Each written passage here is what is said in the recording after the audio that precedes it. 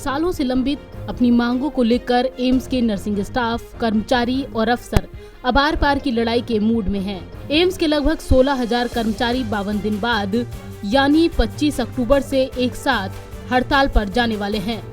इन 16,000 कर्मचारियों, nursing staff का प्रतिनिधित्व करने वाली तीनों एसोसिएशन ने मिलकर 25 अक्टूबर से एम्स में हड़ताल करने की अग्रिम सूचना एम्स प्रशासन को दी है। देखिए, हम डेमोक्रेटिक कंट्री में रह रहे हैं और जैसे एक नागरिक का अधिकार होता है उसी तरीके से हम कर्मचारी अपने अधिकारों का यूज करते हुए, सारे लीगल फॉर्मेलिटीज़ को ध्यान में रखते हुए, जितने भी इसमें एक्ट है, आईडी एक्ट है, जितने भी उनको सभी को ध्यान में रखते हुए हमने एक लीगल नोटिस माननीय निदेशक महोदय को दिया है और उनमें वो सभी महत्वपूर्ण डिमांडें हैं जिन डिमांडों पे गौर करने से एम्स को बचाया जा सकता है, एम्स के कर्मचारियों को बचाया जा सकता है और जो एम्स के एम्प्लॉय लगातार लोगों की सेवा कर रहे हैं इस माध्यम से उसको और भी मजबूत बनाया जा सकता है। आपने इतना 50 दिन से ज़्यादा का समय क्यों दिया? एक्चुअल क्या है कि सर, जो स्वास्थ्य सेवाएं हैं आज पूरा देश या दुनिया एम्स की तरफ देखती है, कोरोना से पहले भी और कोरोना के बाद भी। जो हमने मैनेजमेंट दिया है और मैं तो ये कहूँगा कि हमारे जो निदेशक महोदय हैं उन्होंने जिस तरीके से इस पे काम किया है और सरकार की मदद की है, उस तरीके से एम्स एक बहुत बड़ा नाम है और इस नाम को देखते हुए आज इसके कर्मचारी अगर सरकार के रवैये से दुखी हैं, आहत हैं, तो मैं मानता हूं कि इन सेवाओं को देखते हुए भारत सरकार को खुद सामने आना चाहिए और निदेशक महोदय से पूछना चाहिए कि आखिर आपके कर्मचारी स्ट्राइक पे क्यों हैं। इसलिए हमने एक लंबे समय का टाइम दिया सरकार को इन सभी मांगों पे गौर करने का और हमारे निदेशक महोदय हैं जो डॉक्टर सर गुलेरिया सर, उनको सम्मान देने का। ये अगर उनको सम्मान मिलेगा कि हमारी मांग को सुना जाएगा उनके मार्फत, तो पूरे एम्स के एम्प्लॉयों को बड़ी खुशी होगी और शायद हमें स्ट्राइक की तरफ जाने की जरूरत भी ना पड़े। स्ट्राइक में तीनों यूनियनों के अध्यक्षों एएनयू के हरीश काजला, केयू के सत्यप्रकाश कालिया और ओए के अजीत सिंह ने 25 अक्टूबर से शुरू होने वाली अनिश्चितकालीन हड़ताल के बारे में एम्स निदेशक को एक संयुक्त ज्ञापन सौंपा है।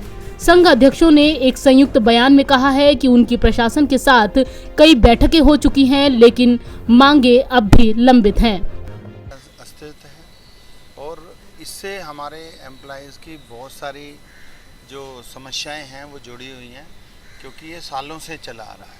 अब जैसे कि एक सरकार कोई भी, जैसे हमारी हेल्थ मिनिस्ट्री है, हेल्थ मिनिस्ट्री कोई एक कमेटी बनाती है और 10-12 साल से उस कमेटी के ऊपर कोई काम नहीं होता और उसके ऊपर 50 से 60 लाख रुपए खर्चा भी किया जाता है जिसका नाम था कोऑर्डिनेशन कमेटी, जो आज तक कहीं भी लागू नहीं हो पाई है, उसका कहीं भी वजूद आज तक बन नहीं पाया प्रॉपर। और बहुत सारी ऐसी चीज़ें जैसे एम्प्लॉय के उसमें जानी चाहिए, कैडर रिव्यू है, वो नहीं हो पाया। और हम लोग मीटिंग्स करते हैं, यहाँ भी करते हैं, अपने प्रशासन से भी करते हैं और अपने हेल्थ मिनिस्ट्री में भी हमारी मीटिंग्स होती हैं, लेकिन रिजल्ट कुछ नहीं निकलता है, रिजल्ट फिर वही है। और अब हमारी ऐसी कोई चीज़ें हैं ही नहीं कि हम एक्स्ट्रा ऑर्डिनरी कोई चीज़ कर रहे हैं, हम तो एक अपना हक मांग रहे हैं। बेसिकली जो अल्टीमेटम हम तीनों एसोसिएशन ने दिया है, तीनों यूनियन ने दिया है, वो कर्मचारियों के अस्तित्व के बचाने की लड़ाई है। मुद्दों जितने भी हैं वो काफ़ी लंबे समय से पेंडिंग है, लेकिन मुद्दे इतने इम्पोर्टेंट नहीं हैं। जब कर्मचारी ही नहीं बचेगा तो मुद्दों का क्या करेंगे। हमेशा हमें आश्वासन मिले हैं और आश्वासनों के साथ कुछ नहीं मिलता। डायरेक्टर साहब फाइलें भेजते हैं और वहाँ मिनिस्ट्री से एक्सपेंडिचर जाती हैं, वहाँ वो वाली बात है जैसे कहावत है ना कि गंगा की हड्डियाँ वापस नहीं आती, तो वहाँ से फाइलें कभी आती ही नहीं है। तो मुद्दा बेसिकली कर्मचारियों के अस्तित्व को बचाने का है। कर्मचारी आज की डेट में बहुत सफरर है और एम्स प्रशासन तरह तरह की चालें चलता है लेकिन काम नहीं करता। इससे पहले ऑफिसर्स एसोसिएशन ने कैडर समीक्षा और अन्य की मांगों के साथ पिछले महीने प्रशासन को एक ज्ञापन सौंपा था। इसमें कहा गया था कि कैडर समीक्षा 1992 नहीं की गई है और केंद्रीय स्वास्थ्य मंत्रालय और एम्स प्रशासन को इस मामले पर गंभीरता से विचार करना चाहिए।